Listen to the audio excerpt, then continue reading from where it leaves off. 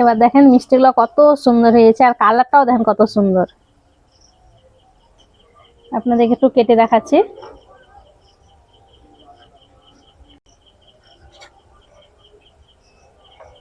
এই দেখেন কত সুন্দর হয়েছে, আর কত সুন্দর জালিদারও হয়েছে। দেখেন এই রসটা কি সুন্দরভাবে ঢুকেছে। আসসালামু আলাইকুম, এই কিচেনে আপনাদের সবাইকে স্বাগত। আজকে আমি কোনো রকম ছানা মাওয়া ছাড়াই খুবই সহজভাবে সাধারণ গমের আটা দিয়ে গোলাপ জামুন মিষ্টি বানিয়ে দেখাবো। আর এই মিষ্টিটা হবে একেবারে নরম তুলতুলে সফট, মুখে দেওয়া মাত্রই মিলিয়ে যাবে, আর বানানো খুবই সহজ। আসুন তাহলে দেখে নেন আমি কিভাবে গমের আটা দিয়ে গোলাপ জামুনটা বানাচ্ছি। গমের আটা গোলাপ জামুন মিষ্টি বানানোর জন্য এইখানে আমি 1 কাপ এই যে গমের আটা নিয়েছি, যে আমরা সাধারণত রুটি করি সেই আটাই, যে লাল আটাই। ওই কাপ মেপে আমি হাফ কাপ গুঁড়ো দুধ দিয়ে দেবো। তো এখানে আমি 10 টাকা দামের 3 প্যাকেট গুঁড়ো দুধ নিয়েছি, এই 3 প্যাকেট দিয়ে দিচ্ছি। শুধু যদি গমের আটার মিষ্টিটা করেন তো অতটা ভালো লাগবে না, একটু গুঁড়ো দুধ দিলে পরে দেখবেন খেতেও ভালো লাগবে।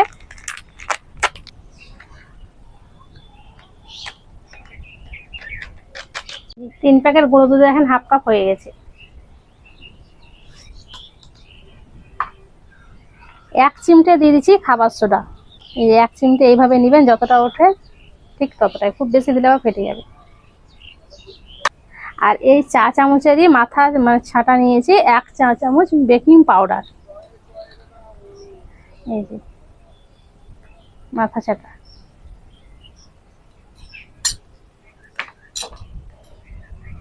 আর একটু দিয়ে দিচ্ছি এলাচ গুঁড়ো, তাতে গমের একটা গন্ধটা লাগবে না।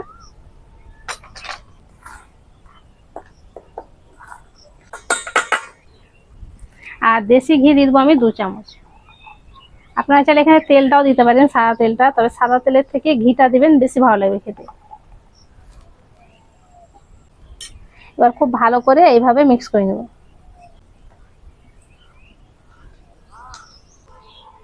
খুব ভালো করে আমি মিক্স করে নিয়েছি।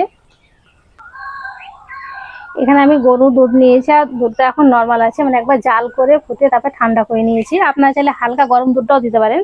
এবার অল্প অল্প দুধ দিয়ে মেখে নেব।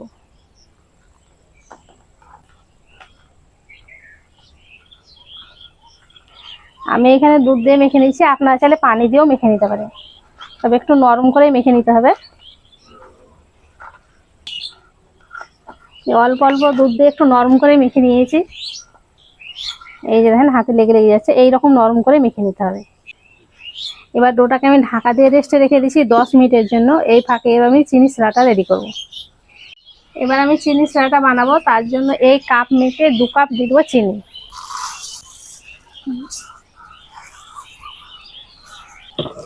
পানি দিয়ে দিচ্ছি 2 কাপ।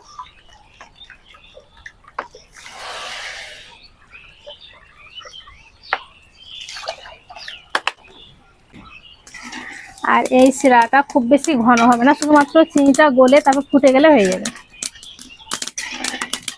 2 কাপ চিনির জন্য 2 কাপ পানি দিয়েছি।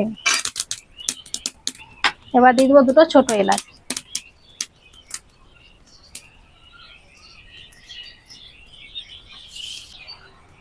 চিনিটা সম্পূর্ণ গলে এবার যে শিরাটা ফুটতে শুরু করেছে, চিনি শিরাটা হয়ে গেছে, আমি ঢাকা দিয়ে রাখছি।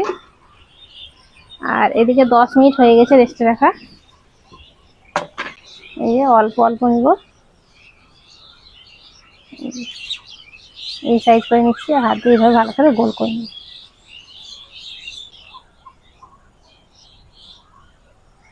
এরকম চিকন করে নিতে হবে।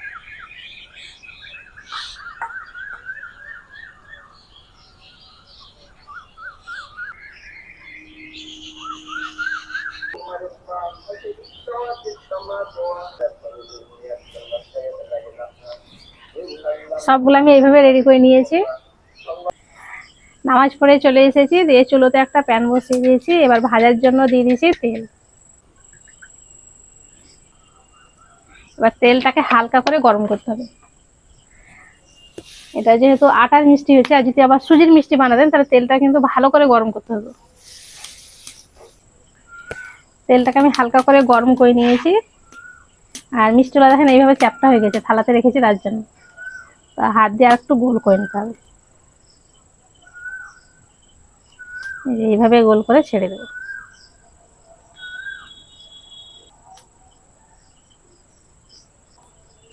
মিষ্টিগুলোকে হালকা আছে ভেজে নিতে হবে, খুব জোরে কিন্তু জাল দেওয়া যাবে না।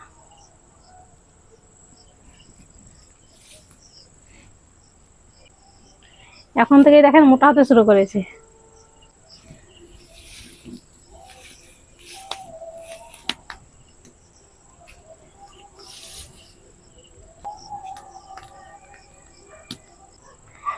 এইভাবে নড়িয়ে নড়িয়ে চারিদিকে ভেজে নিতে হবে, তাহলে সমান কালার আসবে।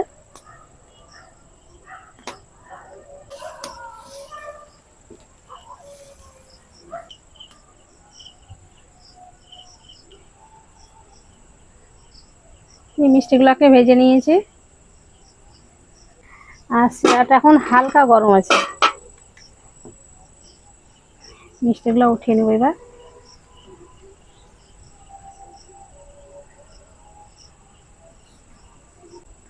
উঠিয়ে সঙ্গে সঙ্গে শিরাতে দিয়ে দেবো।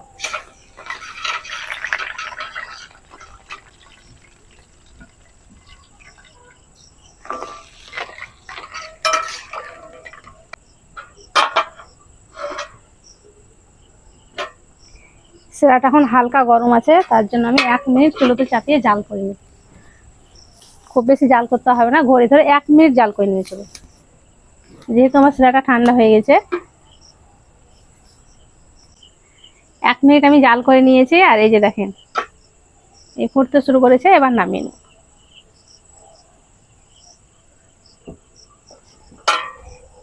এবার শিরাটাকে পুরোপুরি ভাবে ঠান্ডা করে নিয়েছি, তারপর আপনাকে দেখাচ্ছি।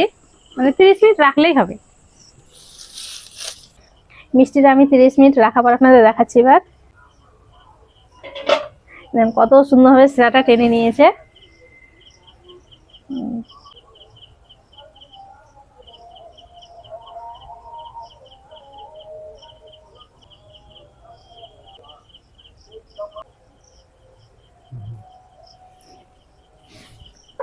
এবার দেখেন মিষ্টিগুলো কত সুন্দর হয়েছে, আর কালারটাও দেখেন কত সুন্দর, আর ফুলে দেখেন কত মোটা মোটা হয়ে গেছে।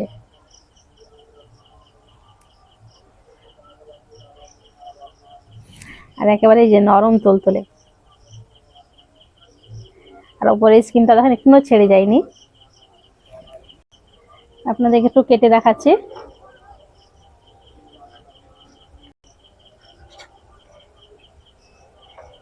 এই দেখেন কত সুন্দর হয়েছে, আর কত সুন্দর জালিদারও হয়েছে। দেখেন এই রসটা কি সুন্দরভাবে ঢুকেছে।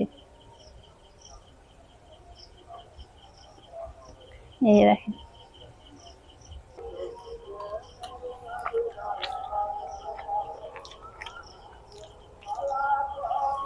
গমের আটা মিষ্টিটা খেতে এত সুন্দর হয়েছে, একবার বাড়িতে বানিয়ে দেখবেন, বাড়ির সবাই খুব বেশি পছন্দ করবে।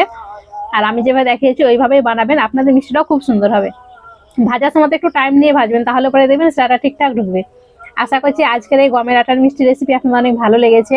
ভালো লেগে থাকলে প্লিজ লাইক কমেন্ট শেয়ার করবেন, আর আমার চ্যানেলটি অবশ্যই সাবস্ক্রাইব করবেন। সবাই ভালো থাকবেন, সুস্থ থাকবেন, ধন্যবাদ।